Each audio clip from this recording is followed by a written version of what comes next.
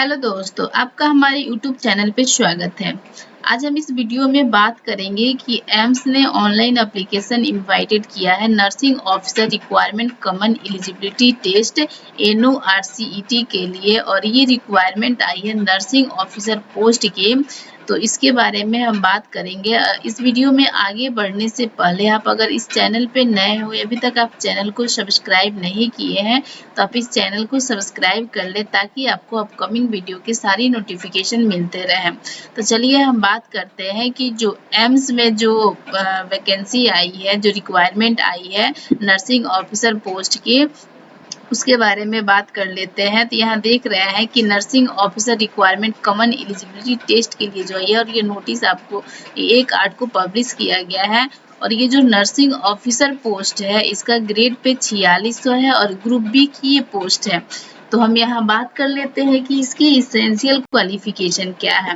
तो इसके जो इसेंशियल क्वालिफिकेशन है, तो बीएससी ऑनर्स से नर्सिंग होना चाहिए, या फिर BSc nursing from an Indian nursing council, या फिर state nursing council recognise institute या यूनिवर्सिटी से आपका बीएससी नर्सिंग की डिग्री होनी चाहिए, या फिर बीएससी पोस्ट सर्टिफिकेट होना चाहिए, फिर पोस्ट बेसिक बीएससी नर्सिंग होना चाहिए from any Indian nursing counselling, state nursing council recognise institute university, फिर register as nurses and midwife with state या फिर इंडियन नर्सिंग काउंसिल से आपके पास ये फर्स्ट डिग्री बोला है। सेकेंड में आप देख सकते हैं कि सेकेंड जो इसेंशियल क्वालिफिकेशन बोल रहा है, इसके अलावा या तो फिर आपके पास ये होना चाहिए, तो डिप्लोमा होना चाहिए जीएनएम में, और या फिर रजिस्टर्ड नर्स इन मिडवाइफ स्टेट या इंडियन नर्सिंग काउंसलिंग, और 2 साल का एक्सपीरियंस होना चाहिए कम से कम 50 बेडेड हॉस्पिटल के।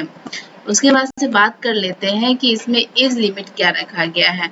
तो यहाँ पे एज देख सकते हैं कि 18 से 30 इयर्स रखा गया है, और इसमें कैटेगरी वाइज जो है एज रिलैक्सेशन भी दिया गया है।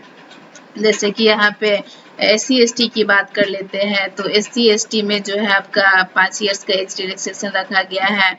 OBC की बात कर लेते हैं तो 3 इयर्स का एज रिलैक्सेशन रखा गया है। PWBD की बात कर लेते हैं तो 10 ईयर का एज रिलैक्सेशन रखा गया है। और वही एक सर्विसमैन की बात कर लेते हैं तो वो 5 इयर्स का एज रिलैक्सेशन रखा गया है। अब यहाँ पे बात कर लेते हैं कि इस फॉर्म के लिए जो एप्लीकेशन फ़ी कितना रखा गया है। तो इस फॉर्म के जो एप्लीकेशन फ़ी यहाँ पे देख रहे हैं कि जनरल और OBC कैंडिडेट के लिए 3000 रुपये रखे गए हैं एप्लीकेशन फ़ी के रूप में, और SC/ST और EWS कैंडिडेट के लिए 2400 रुपये रखे गए हैं। और जो PWBD जो है उनके लिए कोई भी एप्लीकेशन फ़ी नहीं लग रहा है। नेक्स्ट बात कर लेते हैं कि जो इसका पेपर होगा वो कब होंगे। तो यहाँ देख सकते हैं कि जो इसका पेपर जो होगा CBT मोड में होगा, या 2 फेज में पेपर होंगे, स्टेज फर्स्ट और स्टेज सेकेंड। तो जो स्टेज फर्स्ट जो है प्रीलिम्स है, और ये 15 सितंबर को होगा पेपर, और वही स्टेज सेकेंड जो है यानी मेंस जो है 4 अक्टूबर को पेपर होगा। नेक्स्ट बात कर लेते हैं कि इसका एप्लीकेशन फॉर्म जो होगा कब से अप्लाई होगा। तो यहाँ देख सकते हैं कि यहाँ पे जो ऑनलाइन एप्लीकेशन फॉर्म होगा, आप www.amsexams.ac.in पे जाके इस फॉर्म को अप्लाई कर सकते हैं। और ये इसका वेबसाइट है, और ये फॉर्म जो होगा 1 अगस्त से स्टार्ट हो गया है, और 21 अगस्त तक लास्ट डेट है, और 5 बजे शाम तक ही ये फॉर्म भरा जाएगा 21 अगस्त तक। तो आप अगर इसके एलिजिबल हैं इस पोस्ट के लिए, तो आप 21 के पहले फॉर्म भर लीजिएगा, क्योंकि लास्ट डेट तक जाते जाते जो होती है साइबर थोड़ी हैक करने लगती है, यानी साइबर स्लो चलने लगता है, तो फॉर्म भरने में भी दिक्कत होती है। और जो फॉर्म भरने के जब करेक्शन, इसकी करेक्शन का फॉर्म का ऑनलाइन जो करेक्शन होगा वो 22 से 24 यानी 22 अगस्त से 24 अगस्त तक ये पोर्टल खुले रहेंगे करेक्शन के लिए। नेक्स्ट बात कर लेते हैं कि जो इसमें एज रिलैक्सेशन की तो बात हो गई है कि कौन, यहाँ पे देख सकते हैं किस कास्ट के लिए कैटेगरी के लिए जो है एज रिलैक्सेशन कितने इयर्स तक दिया गया है। इसका जो पेपर पैटर्न के बारे में बात कर लेते हैं, तो ये पेपर पैटर्न जो होगा 2 फेजों में होगा, फर्स्ट फेज और सेकेंड फेज। यानी फर्स्ट फेज जो होगा वो आपका प्रीलिम्स होगा, यानी जो होगा सिर्फ क्वालिफाइंग नेचर का होगा। तो यहाँ देख सकते हैं कि जो ये फर्स्ट फेज है प्रीलिम्स, ये सिर्फ क्वालिफाइंग नेचर का है और इसमें जो होंगे 90 मिनट टाइम ड्यूरेशन दिए जाएंगे और इसमें जो होंगे 100 क्वेश्चन रहेंगे, 100 नंबर के रहेंगे, जिसमें से 20 क्वेश्चंस आपके जनरल नॉलेज से पूछे जाएंगे और एप्टीट्यूड से, और 80 क्वेश्चन जो होंगे आपके सब्जेक्ट से, सब्जेक्ट जो होंगे सिलेबस नर्सिंग कोर्सेज के उससे पूछे जाएंगे। और इसमें जो होंगे 1/3 निगेटिव मार्किंग भी होंगे। और ये जो फर्स्ट फेज का पेपर होगा प्रत्येक सेक्शन 5 सेक्शन में डिवाइड होगा और प्रत्येक सेक्शन के लिए 18 मिनट मिलेंगे और प्रत्येक सेक्शन में जो होंगे 20 क्वेश्चन होंगे। और बात कर लेते हैं मेंस पेपर की। तो मेंस पेपर का जो होगा मेंस पेपर जो होंगे 180 मिनट्स टाइम ड्यूरेशन दिए गए हैं और इसमें 160 क्वेश्चंस रहेंगे और ये जो 160 क्वेश्चंस रहेंगे 160 मार्क्स के, यानी 160 क्वेश्चन 160 मार्क्स के रहेंगे, वो सिर्फ आपके नर्सिंग कोर्सेज के सिलेबस से रहेंगे और इसमें भी 1/3 का निगेटिव मार्किंग है।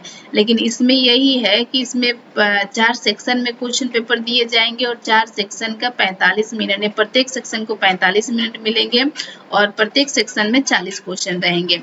और ये जो होगा यानी फर्स्ट स्टेज जो होगा ये सिर्फ आपका जो क्वालिफाइंग नेचर का होगा और इसमें जो क्वालिफाइंग करने के बाद से यानी 5 टाइम जो होगा टोटल सीट के कैंडिडेट को सेकेंड फेज में बुलाया जाएगा, यानी मेंस में बुलाया जाएगा। और यहाँ पे देख सकते हैं क्वालिफाइंग नेचर रखा गया है।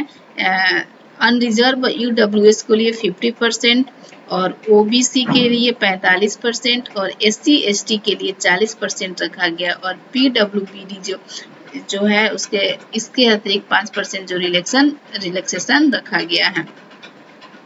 और अब मेरिट जो बनेगा सिर्फ आपका फेज सेकेंड को लेकर बनेगा, यानी फर्स्ट स्टेज जो होगा उससे मेरिट आपका नहीं बनेगा। यहाँ पे आप देख सकते हैं, यहाँ पे ऑनलाइन एप्लीकेशन फॉर्म के लिए यहाँ पे वेबसाइट बताया गया है www.amsexams.ac.in। नेक्स्ट बात कर लेते हैं कि